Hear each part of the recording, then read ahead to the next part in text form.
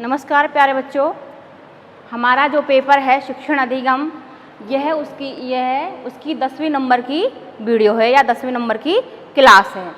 अब बात आती है कि हमने अब तक कई सारे शिक्षण बिंदुओं का अध्ययन कर लिया है।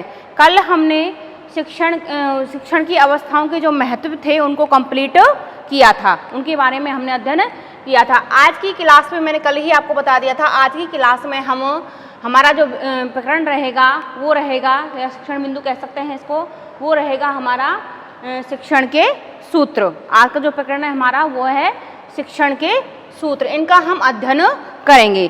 तो यानी कि जो हमारी शिक्षा है किससे जुड़ी हुई है? शिक्षण से। अब शिक्षण क्या है? किसी भी चीज़ को हम शिक्षा के माध्यम से, हमको जब शिक्षण कराया जाता है, जब हम उसकी ज्ञान की प्राप्ति करते हैं, उसे हम क्या कहते हैं? शिक्षण कहते हैं। उसी शिक्षण को किन सूत्रों के माध्यम से हम आसानी से ग्रहण करते हैं? उसी शिक्षण को हम किन सूत्रों के माध्यम से आसानी से ग्रहण करते हैं, या हम यूँ कहें कि अपने शिक्षण को एक शिक्षक प्रभावी बनाने के लिए, आसानी से बच्चों तक पहुंचाने के लिए जो शिक्षण कार्य उसने कराया है, उसके ज्ञान को बच्चों तक आसानी से पहुंचाने के लिए जिन शिक्षण सूत्रों का प्रयोग करता है, जिन सूत्रों का प्रयोग करता है उन्हें हम शिक्षण के सूत्र के नाम से जानते हैं, जिनका हम आज की क्लास में अध्ययन करेंगे। ठीक है बेटा? तो ये क्या है? शिक्षण को प्रभावित करने वाले सूत्र हैं कि जिससे बच्चे आसानी से शिक्षण कार्य कर पाएं। तो सबसे पहले क्या है हमारा प्रकरण? यहाँ पे हम यहाँ से लिखेंगे, वो मूल हेडिंग है। उसके बाद यानी कि क्या हेडिंग लगाएंगे हम बेटा? शिक्षण के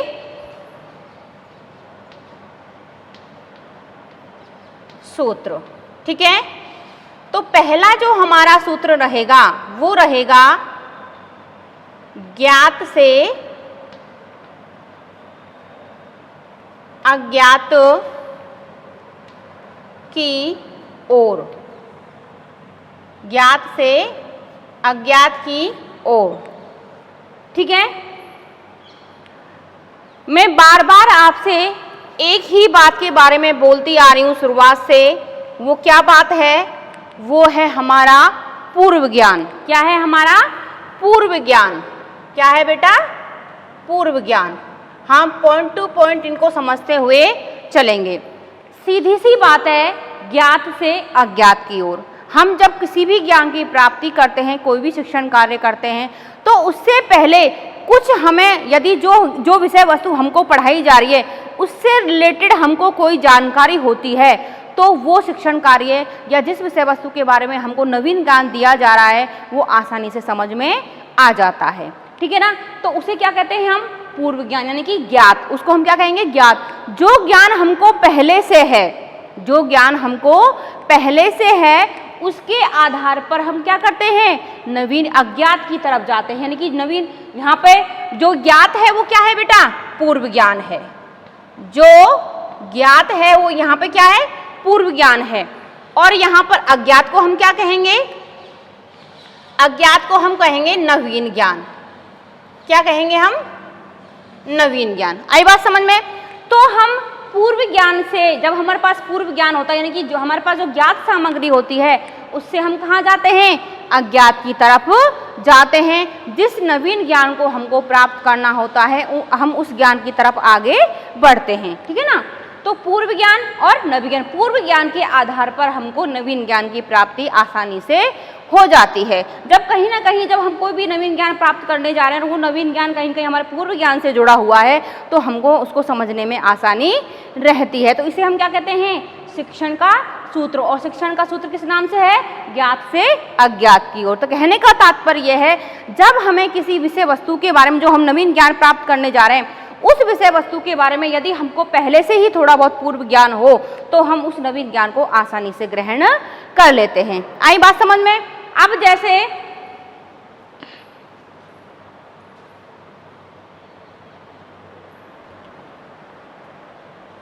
इसको यहां से थोड़ा सा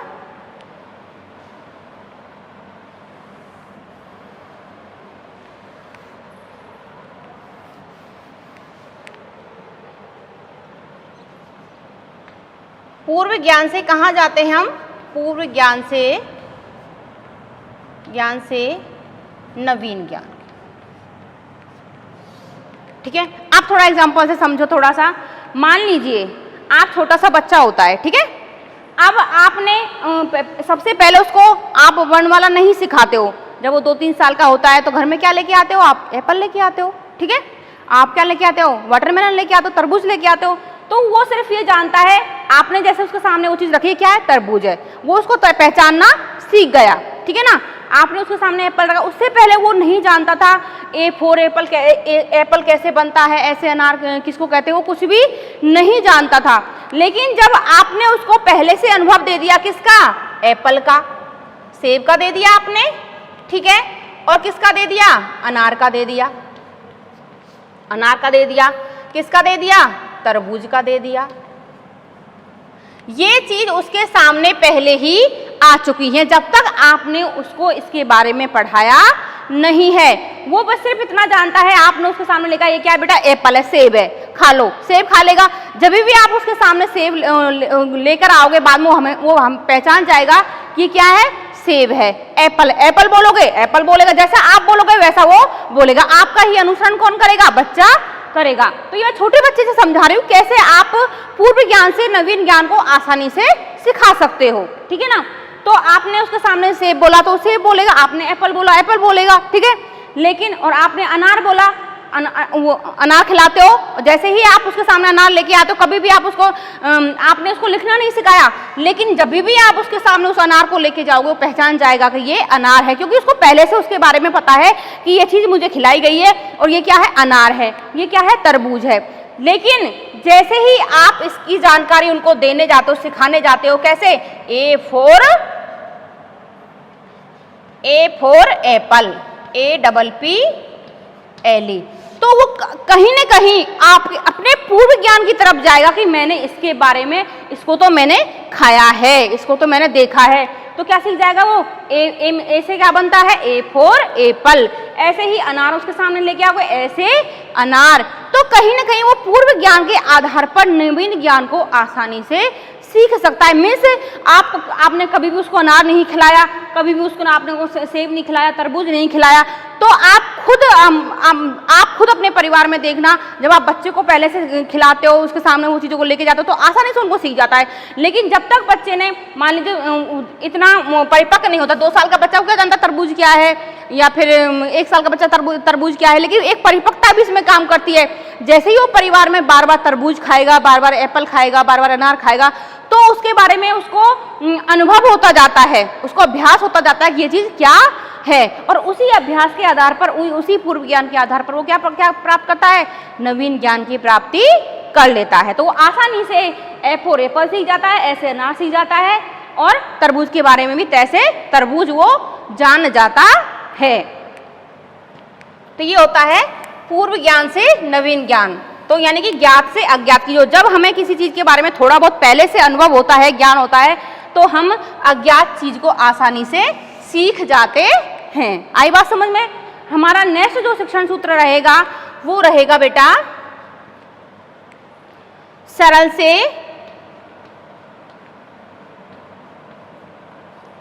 से जटिल की ओर। सीधी सी बात है, हम सबसे पहले सरल ज्ञान को ही सीख सकते हैं।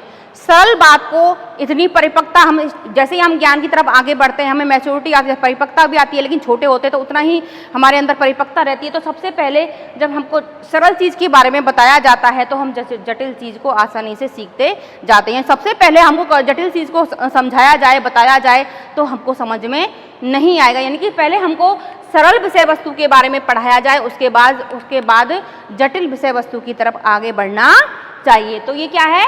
सरल से जटिल की ओर, ठीक है। नेक्स्ट जो हमारा है वो रहेगा शिक्षण सूत्र, स्थूल से सूक्ष्म की ओर, ठीक है। स्थूल से सूक्ष्म की ओर, यानी कि हमको सबसे पहले कोई भी विषय वस्तु जब हमको पढ़ाई जा रही है तो उसको खंडों में मतलब उनको क्या करना चाहिए, यानी कि स्थूल से सूक्ष्म की ओर, ठीक है। यानी कि सबसे पहले हमको उसकी पूरी जो पूरा रूप है, आकार है उसका, उसके बारे में हमको बताना चाहिए। मान लीजिए आप क्या बता रहे हो, ठीक है। अब जैसे एग्जाम्पल के तौर पे हम क्या पढ़ाने जा रहे हैं, एक तरबूज है, ठीक है। अब हमने बच्चों को क्या बताया, पहले तरबूज बताया है, तो वो स्थिर रूप में है तरबूज, ठीक है ना। लेकिन उसके अंदर की संरचना क्या है, उसके बीज है, वो कैसे बनता है, वो सब क्या है, सूक्ष्म है। तो सूक्ष्म बातें हैं, बहुत बारीक बातें हैं, उनके गूढ़ रहस्य को हम आसानी से शुरुआत में नहीं समझ पाएंगे। पहले हम उसका पूरे रूप में जान पाते हैं कि ये क्या है, एक तरबूज है। उसके बाद जैसे जैसे हमें परिपक्वता आती जाती है, हम स्थूल से कहाँ चले जाते हैं, सूक्ष्म की ओर आगे बढ़ते। तो छोटे छोटे उसमें अंदर जो गूढ़ बातें होती हैं, सूक्ष्म बातें होती हैं, उनके बारे में हमको जानकारी प्राप्त होती है, ठीक है। नेक्स्ट जो हमारा शिक्षण सूत्र रहेगा वो रहेगा विशेष से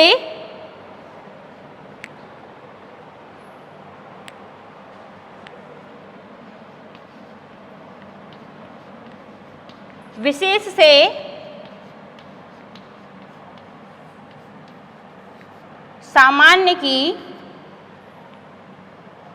ओर, ठीक है। जो भी हम शिक्षण कार्य करने जा रहे हैं, ठीक है ना, जो भी शिक्षण कार्य हम करने जा रहे हैं या शिक्षक जो भी शिक्षण कार्य करवाने जा रहा है विद्यार्थियों को, तो जो भी विषय वस्तु वो पढ़ा रहा है तो उसमें सबसे पहले उसमें जो मुख्य बातें हैं, जो इम्पोर्टेंट बातें हैं, उन बातों को बच्चे के सबसे पहले प्रदर्शित करना चाहिए। उनकी विशेष बातों को बताना चाहिए कि वास्तव में इस विषय वस्तु में मुख्य रूप से बताया क्या गया है। एक शॉर्ट रूप में एक थ्योरी प्रस्तुत करनी चाहिए, विशेष से सामान्य को। उसके बाद पूरी विषय वस्तु का सामान्यीकरण करना चाहिए, पूरे विषय वस्तु को उसके सामने प्रस्तुत करना चाहिए। तो इसे कहते हैं हम विशेष से सामान्य की ओर। उसके बाद आता है हमारे पास अनुभव से तर्क की ओर। अनुभव से तर्क की ओर, ठीक है बेटा। सीधी सी बात है, जितना हमें किसी चीज का अनुभव होगा, ठीक है ना, अनुभव से, अभ्यास से जब किसी चीज को सीखेंगे तभी हम उसके बारे में तर्क दे पाएंगे। तो सबसे जब तक हमने चीज के बारे में जाना ही नहीं है, कुछ अनुभव ही नहीं लिया है, कुछ उसके बारे में उसको देखा ही नहीं है, तो क्या हम उसके बारे में तर्क कर पाएंगे, तर्क वितर्क कर पाएंगे? नहीं कर पाएंगे। सबसे पहले हम किसी भी विषय वस्तु का क्या करेंगे, अनुभव करेंगे। हम घर पे भी किसी चीज को अपने से बड़ों में जो भी कार्य करते हैं वो क्या करते हैं, अनुसरण करते हैं, उनसे अनुभव प्राप्त करते हैं। वो जैसे कार्य करते हैं वैसे हम उनको सीखते हैं, ठीक है ना। फिर जैसे जैसे हम उनका अनुभव करते जाते हैं, अभ्यास करते जाते हैं, हमारे अंदर क्या आती जाती है, परिपक्वता आती जाती है। हम भी उसके बारे में परिपक्व हो जाते हैं और उस विषय वस्तु के बारे में या जो भी तथ्य है, जो भी कार्य है, उसके बारे में हम क्या कर सकते हैं, तर्क प्रस्तुत कर सकते हैं कि ये कार्य ऐसे भी हो सकता है, ये कार्य, इस कार्य में और कुछ इस तरह भी इसमें सुधार किया जा सकता है। तो आप उसमें तर्क वितर्क कर सकते हो। कुछ गलत है तो उसमें गलत बता सकते हो, कुछ अगर सही है तो उसमें सही बता सकते हो, आप और सुधार कर सकते हो, ठीक है ना। जैसे आपने अनुभव करा तो परिपक्वता आई, तो कहीं ना कहीं आपने जैसे जैसे अनुभव किया तो उसमें आपने और सुधार किया।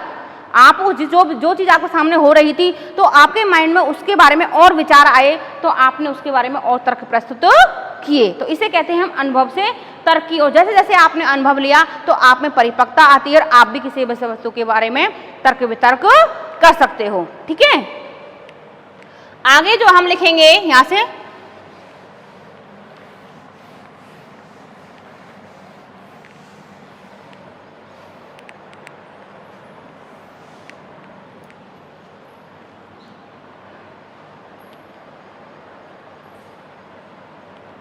वही आ जाएगा। एक और से अभी लिखवाया था हमने, पूर्ण से, यानी कि पूर्ण से अंश की ओर।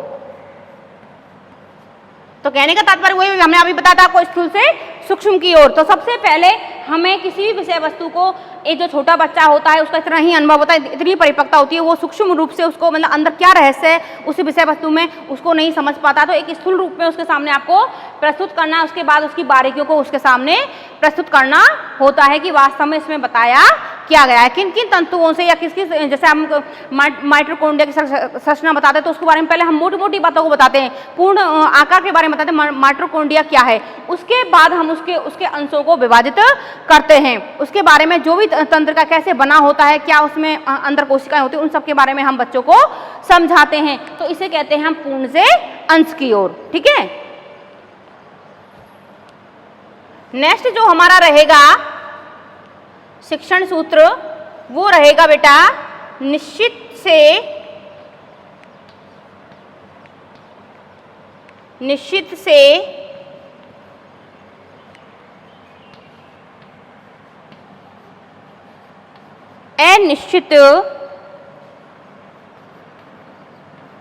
की ओर। ठीक है, तो हमेशा बच्चा, जो छोटा बच्चा है, जब आप जो चीज़ वास्तव में हमारे समाज में या हमारे उसमें निश्चित है, जो हमारी प्रकृति में चीज़ निश्चित है, प्राकृतिक है, जो उसको हम तोड़ नहीं सकते, जो निश्चय है उसको हम कभी खत्म नहीं कर सकते, तो निश्चित से अनिश्चित की ओर, यानी कि जो चीज़ वास्तव में जो प्राकृतिक है उसके बारे में बच्चों को बताना चाहिए, उसके बाद कृत्रिमता की ओर आगे बढ़ना चाहिए। यानी कि जो बच्चा सबसे अधिक विश्वास करता है वो निश्चित वस्तुओं पर, जो प्राकृतिक वस्तुएं हैं, जो नेचुरल हैं, उन पर विश्वास करता है, तो निश्चित से अनिश्चित की ओर। उसके बाद पहले बच्चों को सजीव उदाहरण देने चाहिए, निश्चित उदाहरण देने चाहिए, उसके बाद आप कृत्रिम उदाहरणों की ओर आगे बढ़ना चाहिए, क्योंकि बच्चा उससे जुड़ जाता है कि हमें निश्चित, यानी कि जो निश्चित उदाहरण है, जो प्राकृतिक उदाहरण है, जो नेचुरल है, उनके साथ साथ हमको अननेचुरल एग्जाम्पल भी देने पड़ते हैं। तो इसको कहते हैं हम निश्चित से अनिश्चित की ओर। ठीक है ना, मान लीजिए आप चंद्रमा है, निश्चित है, कभी खत्म नहीं होने वाली वो है, तारे हैं, तो आप इनके एग्जाम्पल दे रहे हो, फिर आप कृत्रिम जो भी एग्जाम्पल हैं वो दे सकते हो। ठीक है ना, नेक्स्ट लिखो विश्लेषण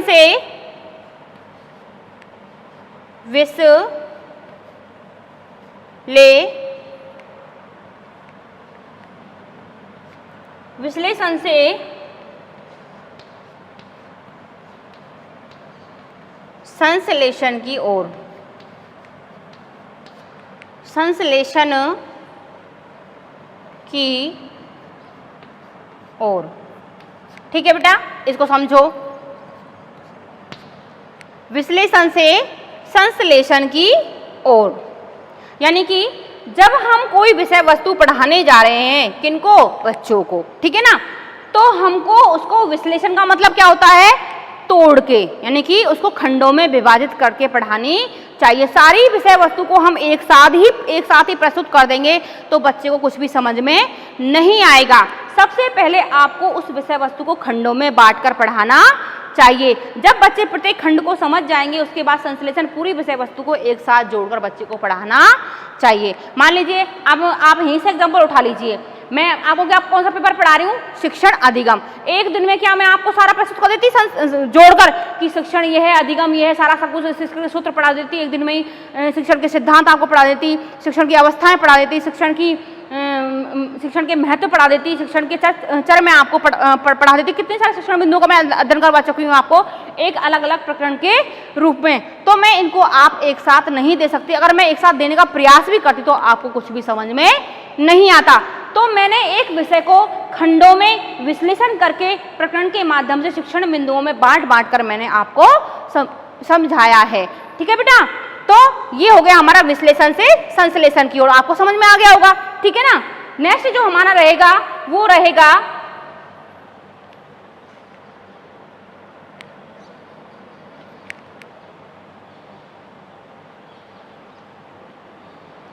इंद्रियों के प्रशिक्षण द्वारा इंद्रियों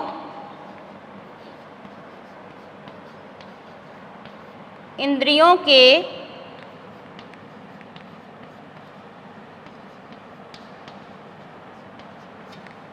प्रशिक्षण द्वारा शिक्षित करने की ओर, इंद्रियों के प्रशिक्षण द्वारा शिक्षित करने की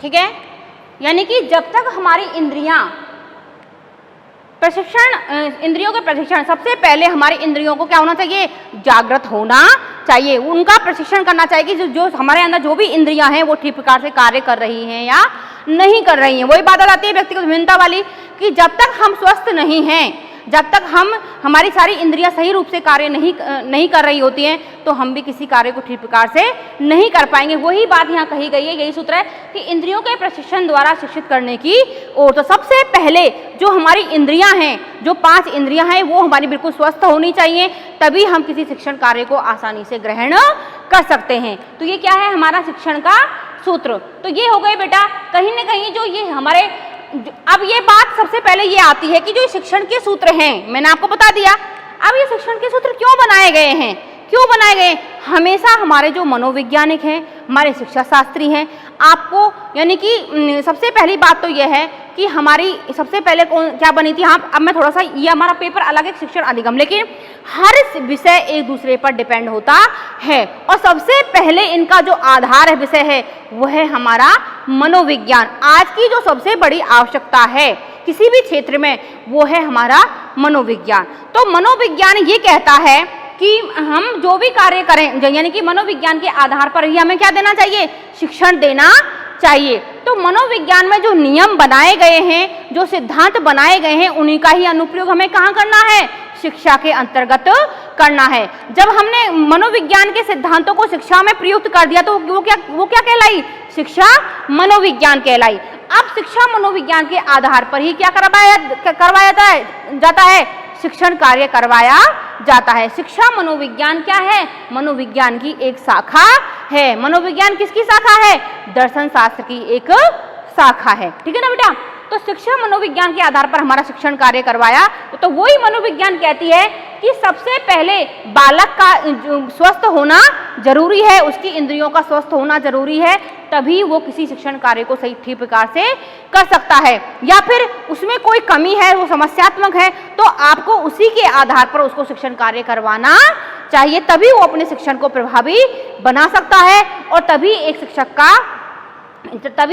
का जो शिक्षण कार्य वो प्रभावी बन सकता है। तो शिक्षण को प्रभावी बनाने के लिए ही, अपने शिक्षण को अच्छा बनाने के लिए ही, अपने शिक्षण को आसानी से बच्चों तक पहुंचाने के लिए ही शिक्षा शास्त्रियों ने इन शिक्षण सूत्रों का क्या किया था, निर्माण किया था। तो इस कारण इन्हीं शिक्षण सूत्रों के आधार पर हम हमारे शिक्षण कार्य को प्रभावी बना सकते हैं। कोई भी शिक्षक अपना शिक्षण है उसको आसानी से बच्चों तक पहुंचा सकता है इन शिक्षण सूत्रों का अनुसरण करते हुए। तो बेटा आज की क्लास में हमने पूरी तरह से बहुत अच्छे प्रकार से शिक्षण सूत्रों का अध्ययन किया है। उम्मीद है कि आपको समझ में आ गया होगा।